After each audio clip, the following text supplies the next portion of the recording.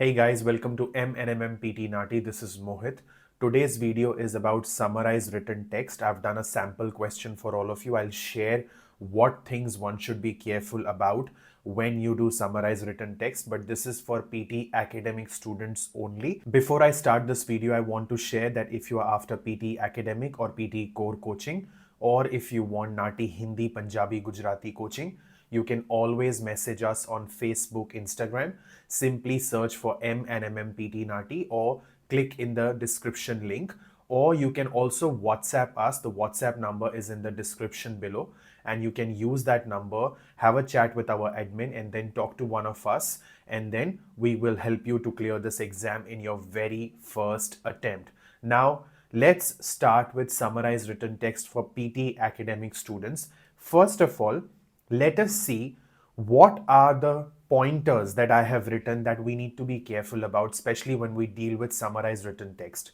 Now, summarized written text, we are aware that we get 10 minutes to solve one question in exam. Okay, in the writing section, you have summarized written text. Now, the summary that is expected from you is anything between 5 to 75 words. Now, if you try to understand this word count range, 5 and 75, that's a vast range. Why have we given such a weird range, I would say? I will explain you that shortly. Also, we need to understand what is our job in summarized written text. You have a question on your screen. It may be one paragraph, it can be several paragraphs.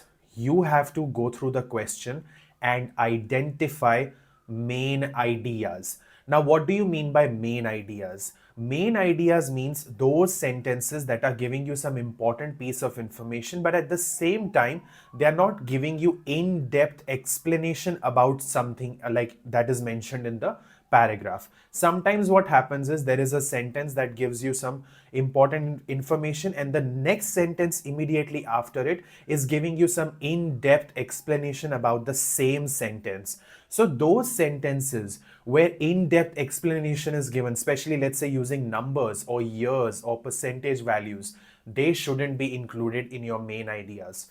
What else should be avoided?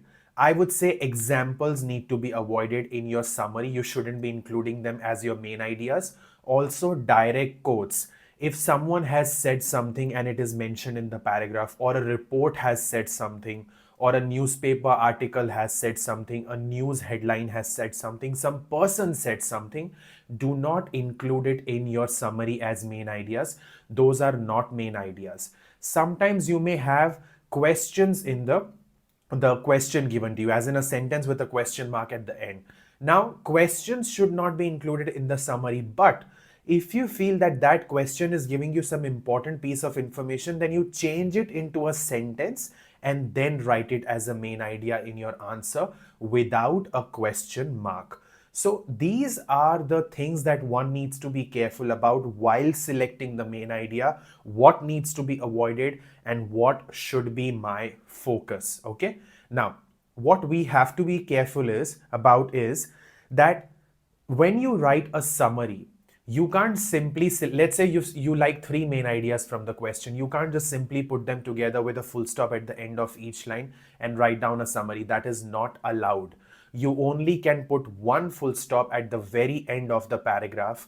If you put more than one full stop in your summary, you get a 0, because that is not how they have structured the requirement of summarize written text. So what I would suggest is, when you are connecting two main ideas, you need to use a connector, because you are using it to connect two main ideas. That is why it is called a connector.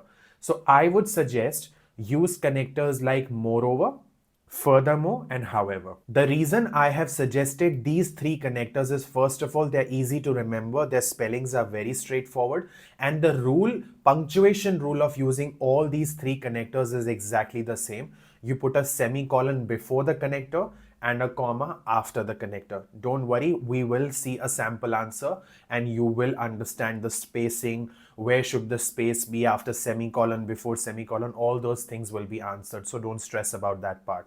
Now, we've understood What is the word count? We've understood how much time we have, and we've understood that we need to find out the main ideas and connect them using connectors and then put a full stop at the end. That's how we write a summary. Okay. Now, I have a sample question for all of you. Look at the question. What I would suggest is, after you look at the question, pause the video, try to solve this question, take your 6, 7, 8 minutes. I would not recommend spending entire 10 minutes on writing the summary, because in exam, after you finish writing the summary, you also need to proofread and make corrections in case you've made some typing errors or spelling mistakes, right? So what I would suggest is try to spend around 7, 8 minutes maximum, and the remaining 2, 3 minutes spend on proofreading. Okay. That should be your time management for Summarise Written Text. Now, once you go through the question, try to type the summary, and then I also have a sample answer. Try to match your answer so that you can learn as well. Now, please write down the summary.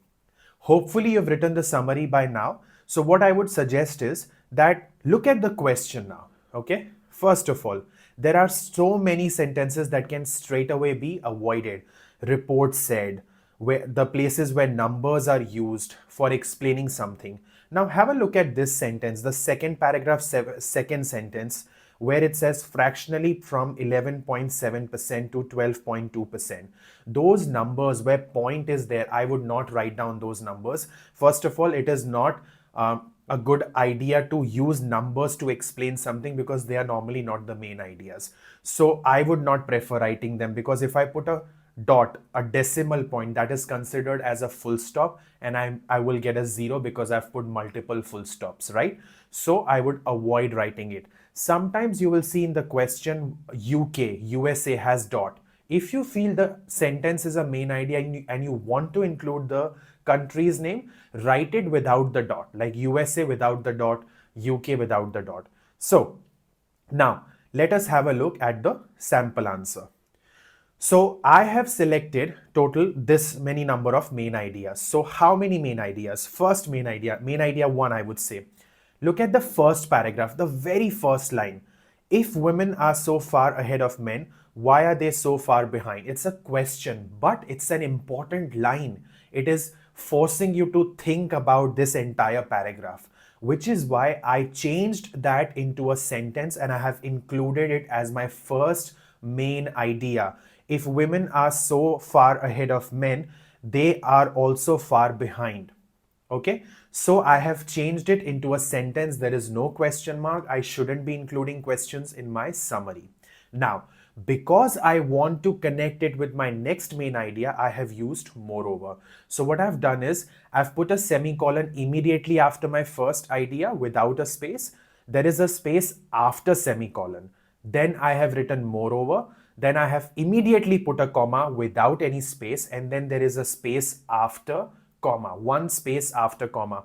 Also have a look, there is only one full stop which is at the very end of the summary, and that is what you're supposed to do. Now the next main idea is few women make it to the boards of companies, and the last one is we would surely see the number of women director numbers moving up. So I have selected total 3 main ideas, and to connect them I've used 2 connectors, moreover and however. The second main idea, few women make it to the boards of companies. If you have a look at your question, you should be looking at the first paragraph first. When you have multiple paragraphs, I would not read the entire question together. I would not do that. That is a waste of your time. First, I would read the first paragraph only and ask myself, which sentence in this paragraph is a main idea? So I've read the first one. Then the sentence after that, reports from both sides. Again, it's talking about report. The sentence after that, a report on inequality. Again, it is talking about a report. Then the sentence after that, it is in double quotation. More women now have higher, the report said.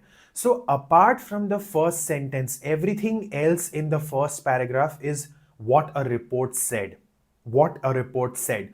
That is why I don't want to include it as my main idea, because those are quotes from a report. So I don't want to include it. Only the first sentence is good enough. Let's move to the next paragraph. Now in the next paragraph, again, they have taken example of US college graduates in this specific year. This happened. Again, women under 45. And then the line after that, yet few women make it to the boards of companies in either country.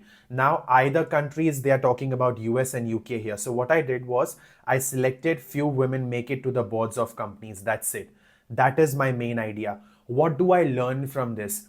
That sometimes if a sentence is too long, don't think that I have to write down the entire sentence as my main idea. You may feel that the part of that sentence is a main idea. Just select that part and write it down, which I have done. Few women make it to the boards of companies. I haven't used a specific year to describe. I haven't used specific country to describe because that is part of your example. You're using a specific year, country, company's name, university's name as an example. I haven't done that. Okay. Now, the line after that, again, UK, they are taking 11.7%, 12.2% according to so and so management university. No. Again, that sentence is not my main idea because it is a viewpoint of a university. Now let's look at the last paragraph. Again, it starts with what US says, this many percentage. So I'm not including my first line. Again, the second sentence is the continuation of the previous sentence, so they are very related to each other. Now, if you look at the line straight away, which I've included, we would surely see the number of women directors moving up.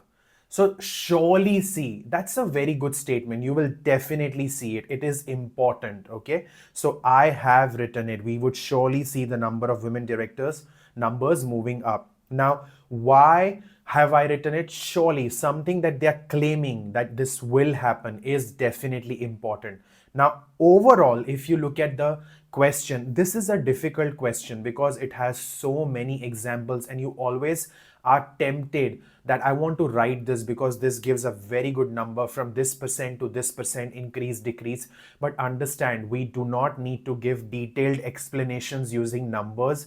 They are not main ideas, okay? Summary is not about writing in-depth explanation. Summary is about giving an overall picture, an overview of a topic, which is why I have only given them important information as main idea. I haven't given them any in-depth explanation of what a report said, what was a viewpoint of a university, what happened in that specific year, or what happened in that specific country. Okay, this is how you write your summary. And the best thing is, look, this is something you all need to understand, that identifying the main idea, writing down the summary, it is challenging. So what is the best thing to do? The best thing to do is, after you write down the summary, you've shown it to your teacher. Your teacher needs to have a look at it and tell you that yes, this is a good summary. You have written everything grammatically correct. You have your punctuations written correctly. You have your spellings correct. Your main ideas are correct. Because if you look at my main ideas, I haven't paraphrased them. I haven't made any changes in them. I have simply selected the main ideas from the question and I have written them as it is. Only a minor change, like a question was changed to a sentence because a question should not be included in a summary. But that's about it. The other two sentences, I have not made any unnecessary change. So summary is not about paraphrasing the question or twisting it and tweaking it and then presenting it. No, summary is not about that. Summary is about selecting the correct main ideas, putting them together using correct connectors and using the correct spellings, grammar and punctuations. And obviously the word count as well. That is what your summary is all about. And that is what I always tell everyone, that how we help, Manmohit and myself, how we help our students is, every student, whether it is PTE core student, PTE academic student, or if they are doing NAATI with us, everybody gets personal one-on-one feedback every single day, all 7 days a week. And that is the best part of how we deal with our students. If it is PT, every student has their personal Telegram group, because in that group we have Manmohit, myself and that student, 3 people.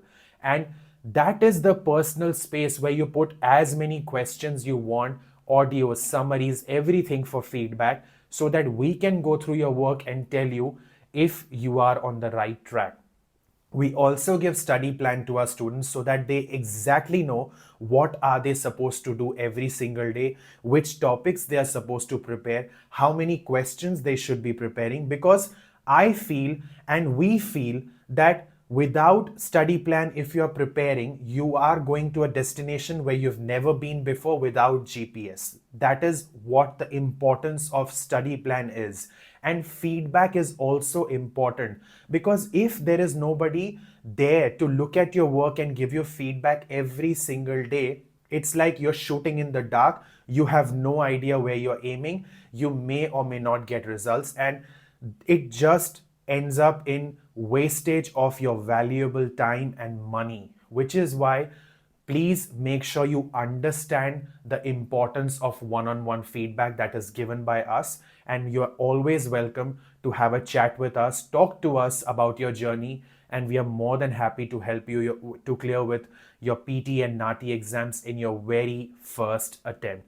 Thank you so much. I'll see you next time. God bless all of you.